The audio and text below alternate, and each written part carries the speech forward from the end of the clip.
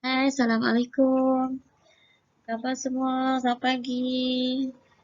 Cikgu harap semua sihat hari ini. Untuk kita teruskan lagi kita punya aktiviti ataupun pembelajaran di rumah bersama Cikgu Sawani. Okey, untuk hari ini kita akan mulakan dengan topik. Kita sambung topik daripada hari tu. Kita sambung untuk topik ini, semangat kerja sepasukan. Masih dalam bab 1. Jadi yang ada buku teks boleh rujuk dalam buku teks muka surat 9. Okey, iaitu topik kita ialah semangat kerja sepasukan. Okey, bila kita buat sesuatu tugasan, kita mesti ada semangat kerja sepasukan. Semangat kerja sepasukan ni maksud dia semua ahli dalam pasukan bekerjasama dalam satu pasukan. Dia berkongsi matlamat sama, committed dan komitmen misi kumpulan tu bersama-sama, bergerak bersama. Okey. Jadi kita tengok apakah kepentingan, kenapa pentingnya semangat kerja sepasukan ni. Okey. Kita tengok apakah kepentingan atau kenapa perlunya semangat berpasukan, semangat kerjasama dalam berpasukan. Okey. Baik, ada 7 kepentingan semangat kerjasama dalam pasukan. Yang pertama, kita tengok boleh mengeratkan hubungan dan kerjasama dalam sesuatu pasukan. Okay, bila kita bekerjasama, hubungan kita dengan kawan dalam kumpulan kita akan lebih erat. Okay, yang seterusnya, bila kita bekerjasama, kita dapat menghasilkan idea lebih bernas. Okay, berlaku perbincangan. Okay, kita tak takut mengeluarkan idea dengan kawan-kawan dalam pasukan kita. Kemudian kita dapat menjimatkan masa. Okay, menjimatkan masa yang ditetapkan lah. Contohnya, cikgu bagi tugasan untuk kamu buat dalam masa 2 minggu. Tapi bila kita bekerjasama, kawan-kawan dapat tolong top up ataupun tolong bantu kerja yang kita rasa benda tu susah bagi kita. Okay. Seterusnya, kita dapat mengurangkan masalah melalui penyelesaian yang dipersetujui bersama. Okay, melalui aktiviti kita berbincang dalam kumpulan. Bila kita bekerjasama juga, kerja dalam kumpulan akan berjalan lancar. Okay, sebab setiap ahli kumpulan, dia dapat tugasan. Jadi, setiap orang ada tugasnya masing-masing. Kalau semua ahli pasukan ada kerjasama, committed dengan kerjanya, jadi semua kerja akan berjalan lancar dan dapat disiapkan mengikut masa. Okay, juga dapat menjimatkan sumber tenaga. Okay, iaitu kita tak perlu bantuan daripada orang luar. Kalangan ahli kumpulan pun kita boleh buat kerja, saling bantu-bantu, dan kerja kita juga lebih efektif, lebih tepat, lebih menepati kehendak orang yang memberikan tugasan tersebut. Okey, bila kita bekerjasama dalam satu-satu pasukan, kita tak dapat mengelak daripada berlakunya komunikasi. Okey, komunikasi bermaksud proses pemindahan ataupun pertukaran maklumat dan idea antara dua orang atau lebih. Okey, komunikasi berkesan ialah komunikasi yang berlaku dalam keadaan mesej yang kita sampaikan tu dapat diterima. Yang kedua, mesej difahami oleh orang yang menerima dan berlaku juga perubahan akibat daripada mesej yang disampaikan. Okey, apakah yang dikatakan komunikasi yang berkesan? Kepentingannya. Okey. Kepentingan komunikasi yang berkesan. Okey, memudahkan penyampaian ataupun pencapaian matlamat dan objektif dalam pasukan. Yang kedua, meningkatkan prestasi kerja individu. Dan yang ketiga, mewujudkan semangat kekitaan, perpaduan dan kerukunan yang akan membantu kejayaan organisasi. Sebenarnya, ketiga-tiga kepentingan ini berlaku apabila berlakunya komunikasi yang berkesan. Okay? Jadi setakat ni kita tengok dah 2 bahagian, iaitu yang pertama tadi, berkenaan kepentingan semangat kerja sepasukan dan bagaimana menghasilkan komunikasi yang berkesan. Okey, bagaimana sesuatu maklumat ataupun mesej hendak disampaikan. Okey, kita tengok ada proses dia, proses menyampaikan maklumat daripada penyampai. Okey, contohnya macam cikgu sedang menyampaikan maklumat tentang pengajaran pada hari ini. Apakah proses yang cikgu guna? Okey, cikgu sebagai penyampai, pelajar sebagai penerima. Okey, penyampai, cikgu menyampaikan mesej. Okey, maklumat kepada penerima. Pelajarlah menerima mesej, macam mana cara menerima, okey, macam mana cikgu sampaikan dan macam mana cara pelajar menerima itu, pelajar akan memberikan maklum balas. Okey. Kemudian maklum balas ini sampai balik kepada cikgu, okey, sebagai penyampai. So proses dia ialah daripada penyampai, okey, maklumat daripada cikgu, penyampai untuk sampai kepada penerima. Okey, apa yang cikgu sampaikan? Ini bahan ataupun isi yang cikgu nak sampaikan kepada pelajar. Kemudian pelajar menerima mesej ataupun maklumat yang cikgu sampaikan dan menghantar semula maklum balas kepada cikgu. Okey, ini adalah proses menyampaikan maklumat. Okey. Baik. Tadi cikgu ceritakan tentang proses menyampaikan maklumat daripada cikgu sampai kepada pelajar. Apa medium ataupun apakah cara yang cikgu gunakan untuk sampaikan maklumat kepada pelajar ataupun penerima. Okey, kaedah ada dua. Sama ada secara lisan ataupun bukan lisan. Okey, lisan ni saya sedang cakap. Cikgu sedang cakap menggunakan suara. Okey, dan yang kedua bukan lisan. Okey, menggunakan bukan lisan. Nanti kita akan tengok kaedah lisan ni macam mana, kaedah bukan lisan macam mana pula. Okey, kita tengok dulu komunikasi lisan. Okey, komunikasi lisan kita dengar. Kita mendengar suara keluar.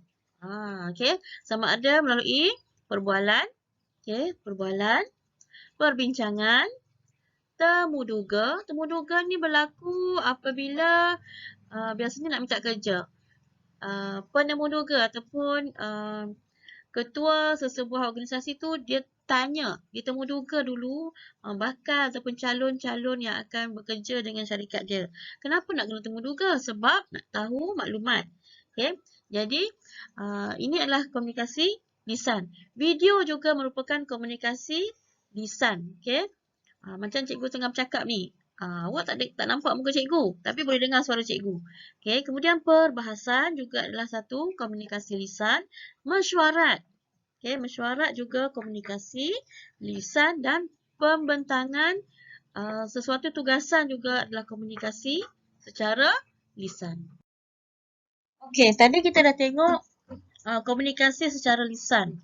Bagaimana pula komunikasi untuk orang yang OKU, yang tidak boleh bercakap ataupun tak boleh mendengar. Okay. Macam mana nak cakap? Nak beritahu satu information atau satu maklumat. Okay, jadi kita ada banyak cara. Okay, sama ada biasanya orang kurang upaya mendengar ataupun bertutur ni, mereka boleh menggunakan bahasa isyarat. Jadi kita tengok. Komunikasi bukan lisan. Itu tanpa suara. Okay. Yang tadi cikgu dah sebut ya, untuk orang OKU boleh menggunakan bahasa isyarat. Okey, penulisan. Kita tulis nota ataupun catatan ataupun surat. Okay, yang seterusnya media cetak. Sama ada poster, banner, okay, banting yang kita lekatkan ataupun kita letak di sesuatu kawasan ataupun flyers, bahan-bahan edaran. Media elektronik. Apa dia media elektronik? Tahu tak media elektronik apa dia? Okay. WhatsApp, Telegram, Facebook, WeChat, okay? Segala bahan elektronik yang kita menggunakan gadget. Okay, itu kita panggil media elektronik. Seterusnya, bahasa tubuh. Boleh tengok tak bahasa tubuh? Bahasa tubuh macam mana? Bahasa tubuh ni macam mana cara seseorang itu daripada riak muka dia, daripada gaya dia berdiri, gaya dia duduk, kita boleh faham bahasa tubuh dia. Okay. Macam mana kaedah kita menyampaikan satu maklumat tu dah tengok. Kemudian tengok bagaimana teknik supaya maklumat yang disampaikan tu diterima oleh penerima dengan baik. Okey. Yang pertama, Tengok yang pertama, okey. Persiapan tajuk. Okey, macam contoh cikgu bercakap hari ni. Cikgu faham tajuk yang cikgu nak sampaikan. Cikgu faham apa yang cikgu nak cerita. Okey, bahasa yang cikgu guna bahasa yang mudah difahami. Okey, penerima boleh faham. Kita tengok siapa audien depan kita, siapa penerima. Kalau pelajar sekolah rendah, macam mana cara nak bercakap. Kalau pelajar sekolah menengah, macam mana cara nak bercakap. Okay, nak sampaikan sesuatu maklumat. Okay, kemudian menggunakan alat bantu yang sesuai. Contoh, kalau macam kita sekarang ni sedang PDPR. Apa kaedah sesuai untuk cikgu sampaikan bahan pengajaran kepada pelajar? Okay, cikgu gunakan media video. Okay, cikgu buat slide, dan cikgu buat video dan cikgu upload dekat YouTube. Itu juga cara cikgu bersedia untuk menyampaikan sesuatu maklumat. Persiapan diri. Ini biasanya kalau kita berdepan. Okay, berdepan dari segi pakaian. Pakaian kena kemas lah kalau kita nak berdiri depan orang, nak sampaikan maklumat supaya penerima kita confident dengan maklumat yang kita sampaikan. Okay, air muka kita kena baik lah. Kena senyum. Okay, contoh air muka baik, senyum, ceria. Kalau kita ada masalah pun, tinggallah masalah tu. Jangan ingat masalah tu. Kita fokus kepada kerja kita. Dan cara kita berjalan. Okay, berjalan dengan yakin. Bahu tu tegak. Tak jatuh. Langkah diayun dengan kemas, teratur. Okay. Kemudian tengok adab. Mesra dengan penerima. Kemudian sebelum kita nak sampaikan satu maklumat, tanya dulu soalan yang berkaitan. Suara kena jelas. Okay. Penerima dapat dengar suara kita. Taklah bercakap kelang kabut. Okay. Kalau kita berdepan, kena ada eye contact ataupun perhubungan mata. Kita tengok mata penerima tu. Okay. Supaya dia tahu kita cakap dengan dia dan kita fokus. Taklah kita bercakap menghadap dinding, tengok atas, tengok sana sini kan. Jadi kita fokus kepada dengan siapa kita bercakap. Itu adalah teknik untuk menyampaikan maklumat dengan berkesan. Okey, seterusnya dalam satu-satu pasukan tu, bagaimana kita nak kekal dengan satu pasukan, hubungan baik kita dalam satu pasukan, satu tim tu. Nak kekalkan hubungan baik. Okay, bila diberi satu tugasan. Sebab kalau kita tak betul-betul jaga, kita tak akan ada persefahaman dalam pasukan dan tim tu tak akan berjaya. Okay, jadi apakah kaedah mengekalkan hubungan baik dalam suatu pasukan? Okay, ada 4 kaedah. Yang pertama, kena committed. Apa maksud committed? Committed ni setiap ahli pasukan bersungguh-sungguh buat suatu tugasan yang diberi tu, buat betul-betul bersungguh-sungguh. Dia anggap tugasan tu sebagai satu amanah. Okay, kalau dipanggil mesyuarat pun datang, committed lah, itu maksud committed, sikap yang positif. Okay, minat dan kesungguhan dalam melaksanakan tugasan, aktiviti atau projek. Kalau kita tak macam buat tak betul, ada ahli kumpulan lain akan rasa tak puas hati. Ini akan mengganggu hubungan baik dalam satu-satu pasukan. Mula bercakap belakang, okay, gosip kat belakang. Oh, kawan ni macam ni kan. Ketua kita tak kata apa pun.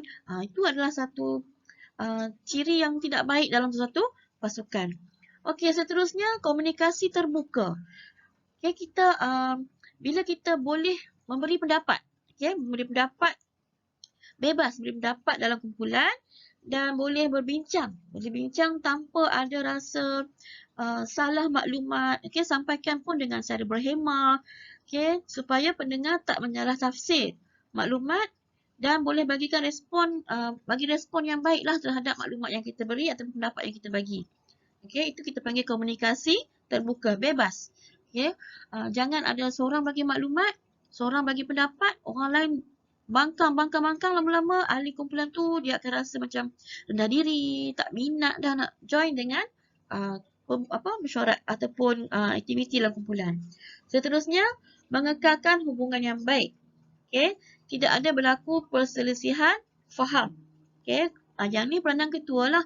Kalau berlaku perselisihan faham, ketua lah yang berperanan untuk mengekalkan hubungan baik, memulihkan balik atau membina hubungan yang harmoni dalam suatu pasukan.